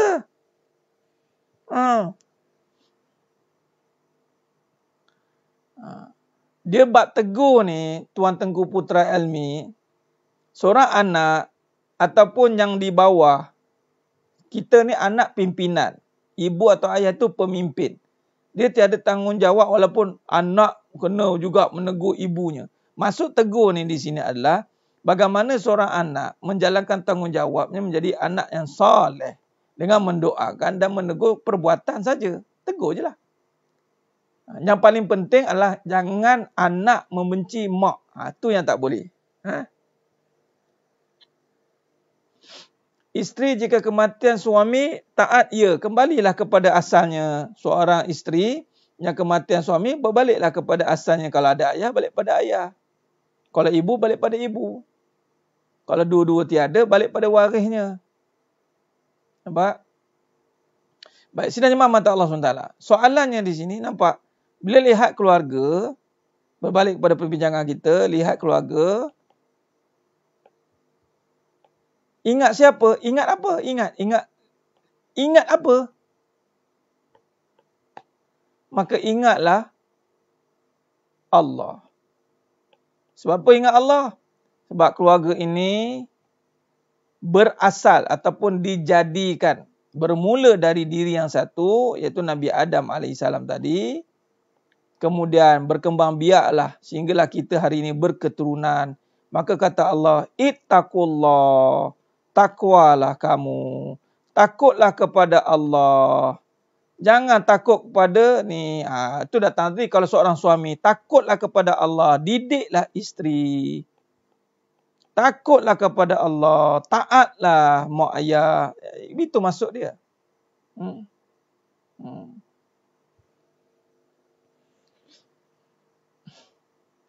Baik. Jadi, bila lihat Allah, ini baru cerita kejadian. Ya, sidang jemaah mata Allah SWT, ini baru cerita bab kejadian yang Allah jadikan dari diri yang satu. Nampak? Maka, sepatutnya bila nampak kejadian, masing-masing akan sedar diri. Isteri itu asal dari suami. Asal kejadian. Jadi kalau asal kejadian dari suami, berapa nak bayar ni kat suami ni? Berapa nak bayar ni? Yang kata duk isteri banyak bayar ni. Berapa nak bayar dekat hasil kejadian ni? Saja kadang-kadang Allah nak uji isteri, Allah uji takdir, saya kena sara suami saya, ustaz, macam-macam kena bayar ni, tanggungjawab. Dialah bertanggungjawab. Soalannya, kalau tiada suami, tiada kamu. Kalau ustaz, cari suami lain. Senang cakap. Kadang-kadang tu kan. Tak payah ustaz, saya tak nak hidup dengan suami, tanpa suami. Oh, asal-usul isteri ni daripada mana? Suami juga kan? Siapa? Ayah dia bukan suami. Bukan seorang suami pada ibunya. Oh iyalah, daripada suami juga. Cuma ayah. Bukankah ayah ini berkata seorang suami kepada ibunya? Sebab tu seorang anak perempuan wajib dididik taat dengan ayahnya. Kerana ayahnya ini akan menjadi wali yang mana mewalikan anaknya itu untuk diserahkan kepada suami. Benar Puan Amira Samad tak terbayar. Yang tak terbayar yang diungkit-ungkit tu kenapa?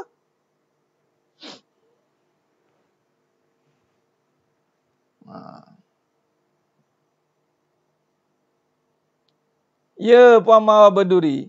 Begitulah juga seorang anak yang mana suami asalnya dari ibu.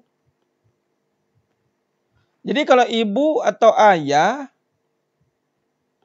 marah-marah suami ni anak. Dan ibu ni pula marah isteri pula tu. Ni menantu lah ni. Ni apa? Menantu versus mertua. Buat siap cerita gitu. Buat cerita lagi. Jadi bila kata ibu marah anak yang mana suami ini juga seorang anak. Jadi apa hak anak untuk marah balik ibu? Tak ada hak. Jadi tak ada lah telinga kalau kena marah dengan mak. Mak marah anak kita pula. Suami ni ada anak. Cucu. Ni ambil cerita buat keluarga satu set terus. Ada cucu datang rumah. Mak marah cucu. Suami. Jangan marah, biarlah. Mak. Veto. Ni. Mak ni marah cucu.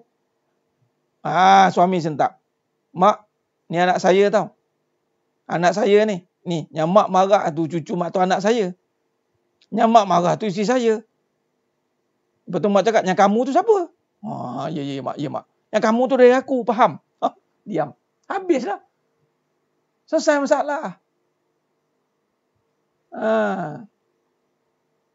Jadi bila seorang ibu, ayah, seorang suami kena peranan. Biar.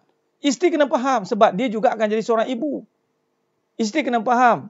Isteri juga akan ada anak. Anak yang akan ada menantu. Tu cakap cash and carry kalau siapa yang deraka ni. Kat dunia lagi kena dah. Saya kan, ada satu kes tu, tak tahulah. Kalau dia tengah menonton malam ni, minta maaf lah ya. Tapi tak apa, jangan bimbang. Kita buat case study. Case study sekejap. Dia panggil, kita melihat bahasanya masalah musalah keadaan semasa. Kita lihat pada masail persoalan. Ada seorang ibu ini mengadu tentang anaknya. Anaknya ini perempuan. Seorang ibu ni mengadu tentang anaknya perempuan. Tentang apa ini? Masalah hubungan keluarga anaknya yang sudah ada lelaki, suami. Dan kedua-dua ini sedang bermasalah nak bercerai. Itu dia. Nampak?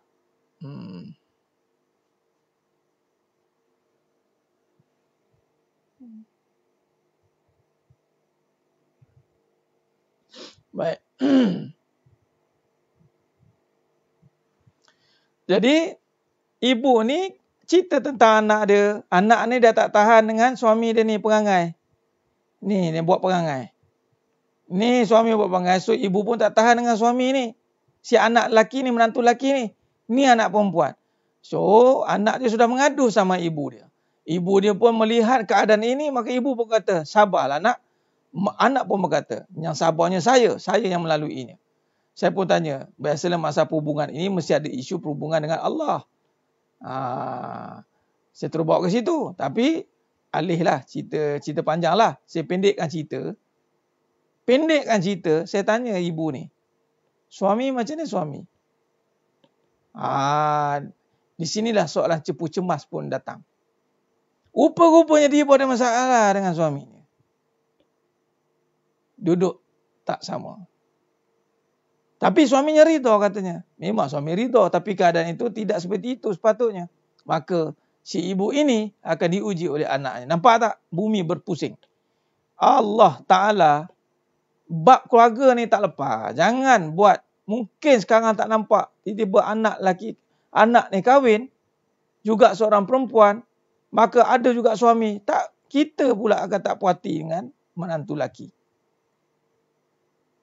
Dia berpusing. Sebab itu seorang suami atau isteri. Bila suami ini dia nak mentaati ibunya, jangan halang. Sebab si ibu, si isteri ni, yang status isteri ni juga akan jadi ibu. Kalau dia tidak ada masalah, tak nak fikir masalah anak-anak je ni, dia jangan jadi isteri yang bermasalah. Kalau jadi isteri yang bermasalah, Allah akan bebankan dia dengan anak-anak je bermasalah. Jangan ingat anak tu anak kecil, tunggu kahwin nanti. Berapa ramai mak-mak yang terdiam oleh anak-anak, tak tercakap. Tak boleh start. Contoh, ini kes anak lelaki, anak perempuan. Ada satu kes, ni saya tunjuk kuasa Allah malam ni. Allah punya kuasa. Saya tak cerita bab Asma lagi. Nanti saya cerita Asma pula. Ini seorang ibu. Ada anak lelaki. Ni ada masalah dengan suami. Anak lelaki ni dah berkahwin, ada perempuan, menantu perempuan. Ni anak dia. Apa yang terjadi di sini adalah anak lelaki problem dengan ibu. Anak lelaki ni problem. Sebab apa? Si ibu problem dengan menantu. Ini keluarga 69. Masya-Allah Akbar. Mak ni tak puas hati. Jadi anak akan backup isteri menyebabkan dia bergaduh. Isunya sekarang boleh cek balik. Oh, dia ada masalah dengan suami dia dulu. Maka Allah bayar cash kat sini. Hati-hati. Sebab itu ibu-ibu atau yang mana bergelar isteri, hati-hati. Sebab kita juga akan ada anak lelaki atau perempuan yang berkahwin. Berapa ramai ibu yang terdiam, tak boleh cakap. Dan yang menariknya, bukan menarik, yang bahayanya, si anak perempuan akan jadi queen control anak dia, lelaki. Bagaimana dia buat dulu kat suami dia, Allah bayar cash kat sini. So, seorang ibu yang ada anak lelaki, dia tidak mampu untuk mendapat seorang anak lelaki yang taat. Kerana dia dapat seorang menantu yang hantu.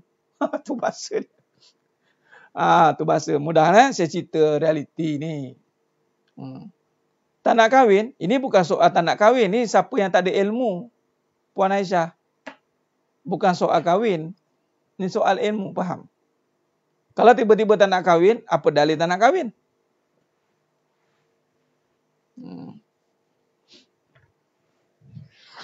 Tak nak kahwin. Ni jawab dengan Allah ni. Itu je lah. Saya tak kahwin. Saya tak nak diuji. Tak nak uji, gagal lah. Kalau tak nak melalui ujian, maknanya gagal. Tu je. Jangan sewenang-wenang kata tak nak kahwin. Oh, taubatlah. Oh, tak payah. Jangan. Kita sebagai hamba Allah, sepatutnya kita kena terima apa yang Allah nak bagi. Kalau Allah kahwin, kahwinlah. Kalau Allah suruh buat ini, buatlah. Itu maksud dia. Ya, Puan? Puan Aisyah, jangan buat statement macam tu. Statement macam tu tidak tepat. Itu, statement begitu jangan gurau-gurau. Bab takdir ni jangan bawa gurau. Bab takdir jangan bawa gurau je. Gurau benda lain. Even kau boleh tak payah bergurau-gurau. Kita kena serius. Dalam bab takdir, bab kebenaran, kita kena tepat dan jelas. Sebab tu seorang suami isteri, jangan cepat dengan lihat anaknya. Anak saya ni ustaz, tunggu dia kahwin. Nak tahu anak ni macam tunggu dia kahwin, dan lebih dahsyat bahaya, tunggu kita sakit. Anak ni jaga tidak? Allahu Akbar. Ni cerita panjang lagi ya. Tunggu kita sakit pula. Anak mana yang akan ke depan?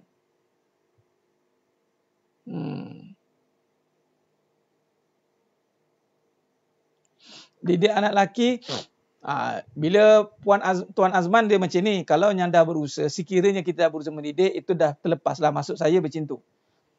Allah tak tanya hasil didikan. Allah tanya kita didik tidak. Cukup. Khalas, titik. Isu yang saya tengah highlightkan di sini, apabila perkahwinan itu tidak nampak asal usul, dia tak tahu Allah yang jadikan suami, Allah jadikan isteri, dia lupa, dia ingat dia nak dominan, dia nak conquer, dia nak kuasa.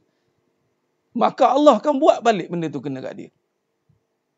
Sebab tu, dalam keluarga, itu menyatakan kuasa Allah. Surah Ar-Rum ayat 21.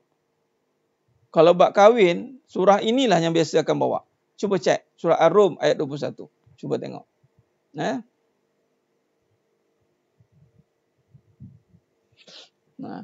Allahumma salli ala Muhammad wa ala.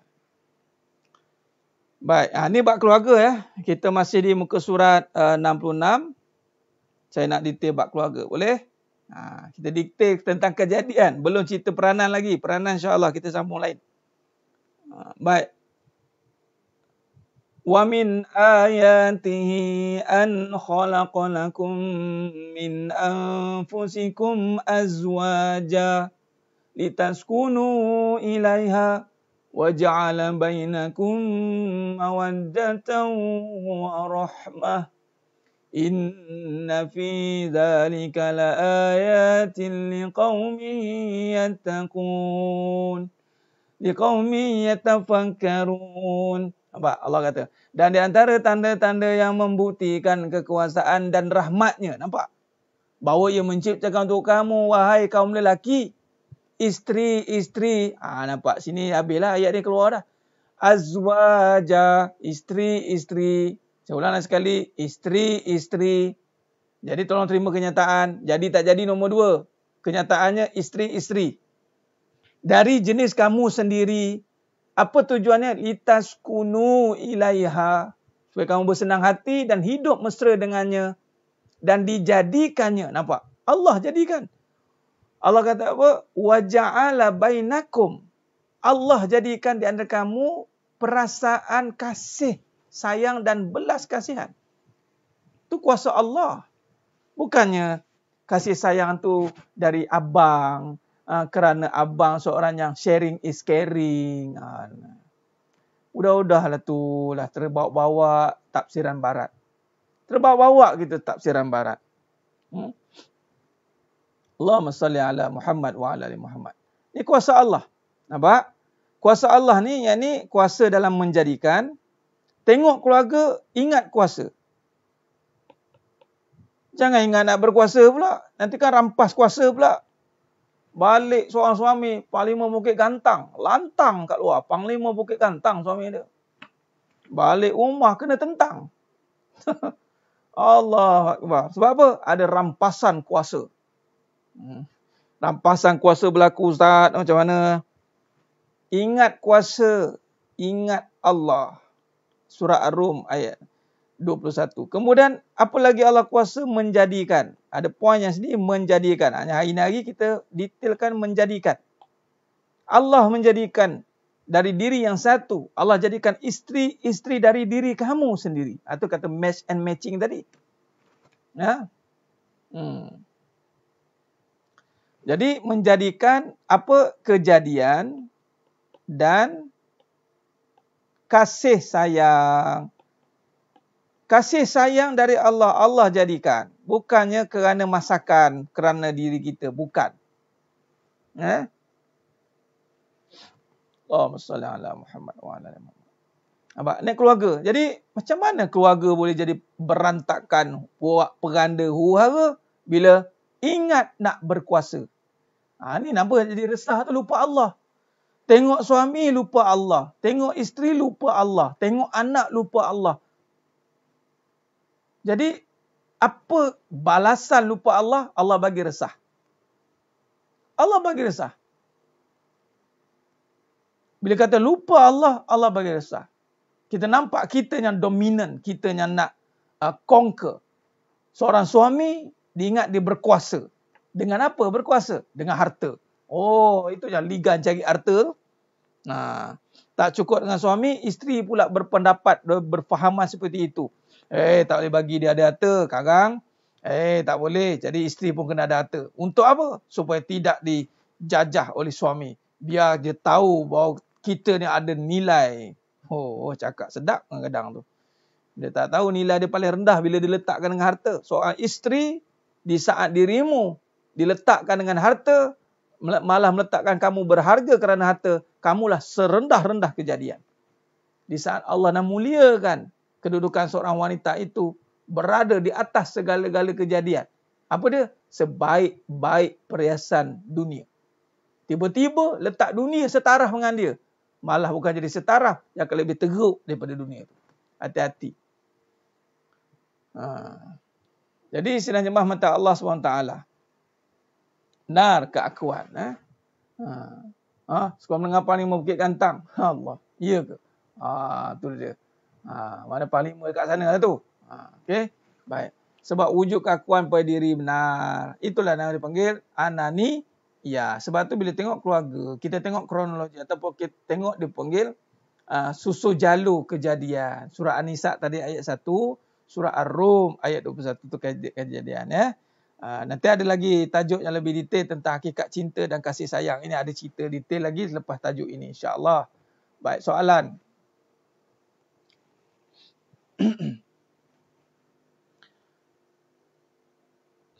Taat pada ibu bila balik kampung, mak selalu perintah duduk kampung jaga dia. Saya bagi tahu buat sini saya tak dapat nak balik lagi. Saya ajak mak ikut saya tapi dia tak nak. Jika mak saya terasa ada kasih dikira derhaka. Baik.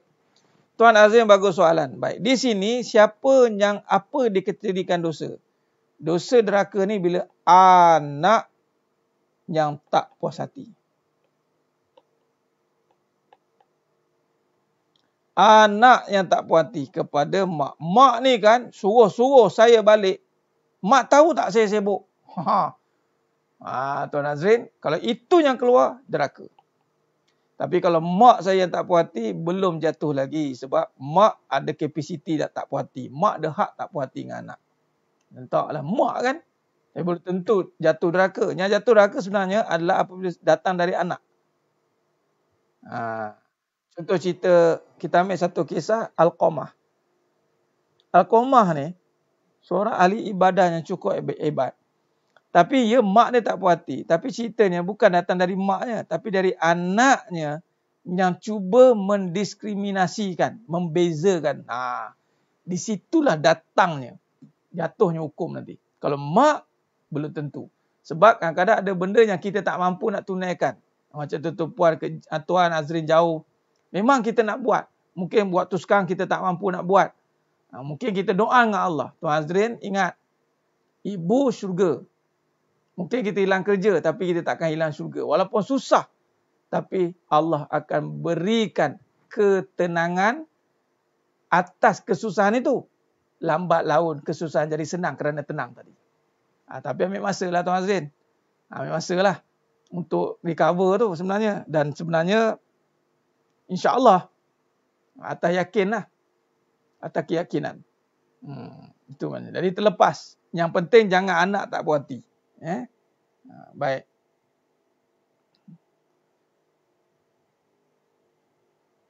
Mak ada tak puas hati, mak ada tak puas hati pada para anak. Itu mak dia ada satu sifat nak. Sebab ada kuasa. Jadi bila yang berkuasa, memang akan wujudnya tidak memenuhi permintaan. Tapi jangan anak yang argue. Tengok anak nampak Allah. Macam mana ni Ustaz? Nampak. Tengok anak nampak Allah. Macam mana ya?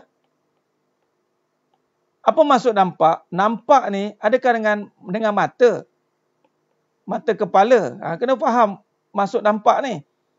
Maksud nampak ni adalah faham.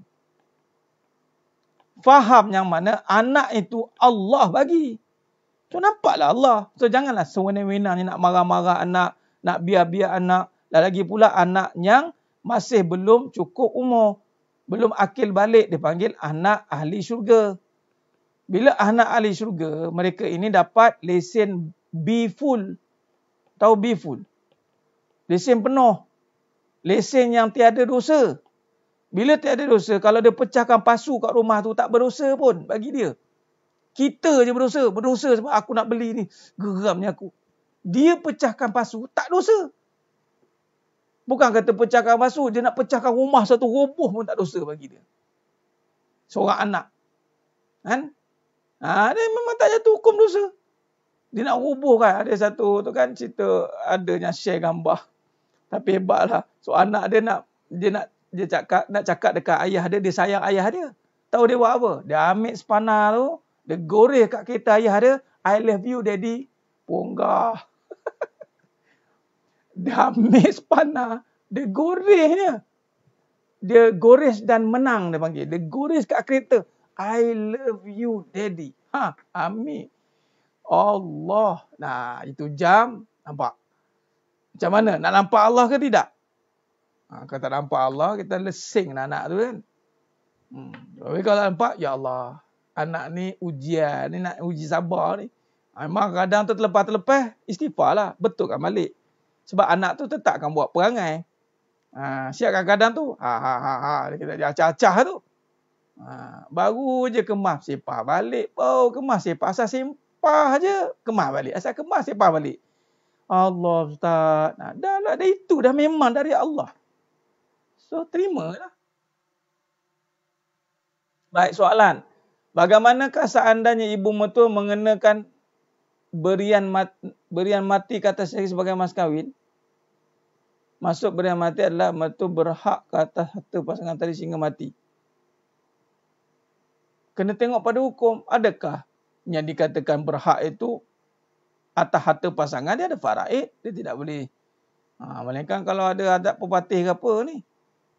Adat-adat ni kena telikan dengan ibadat. Itu sajalah. Mana-mana adat yang menzalimi tidak terpakai. Itu saja. Kalau adat itu tidak menzalimi, ya silakan. Tapi kalau adat tu menzalimi, maka kena bincanglah.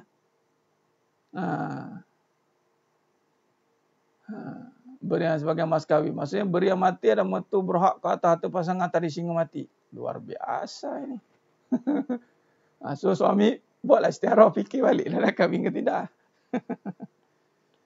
Buat bincang lah. Benda tu kadang-kadang benda-benda yang mencangkaui adat ni, yang boleh menyebabkan kezalilah hak sampai mati. Sebab harta pasangan masih ada wagih, ada faraid.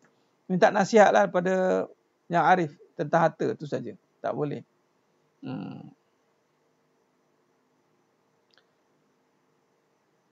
Sidangnya mata Allah SWT. Khair, baik, kita buat kesimpulan. Pukul apa dah? Masya Allah, 9.40. 9.40 dah. Baik, jadi kesimpulannya, dah habis dah ni. Dia buat dah. Baik, kesimpulannya, hati resah bila lupa Allah. Hati resah bila lupa Allah. Bila yang dikatakan lupa Allah ini adalah apabila kita meletakkan kehidupan ini, apabila kita meletakkan hanya melihat kebendaan luaran. Ni kita bawa bincang keluarga tadi ni, satu chapter. Kita ada beberapa lagi contoh yang kita boleh buatkan lepas ini insya-Allah, mungkin besok insya-Allah.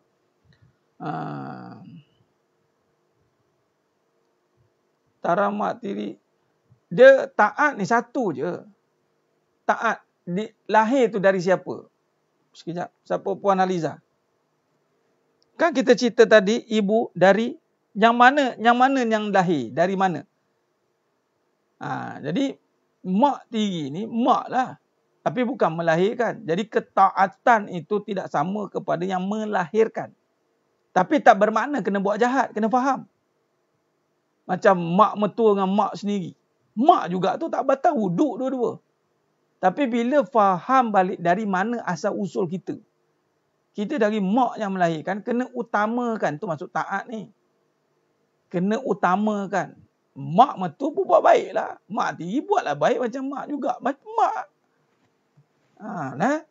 Jangan duk ni.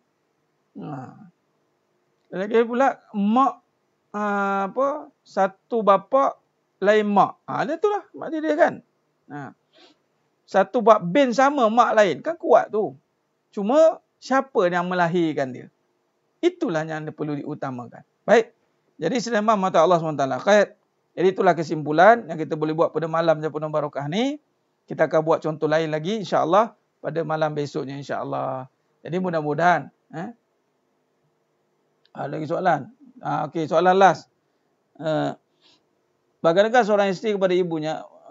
Bagaimanakah seorang isteri kepada ibunya? Mulanya ibu tinggal sumbangan dengan anak, tapi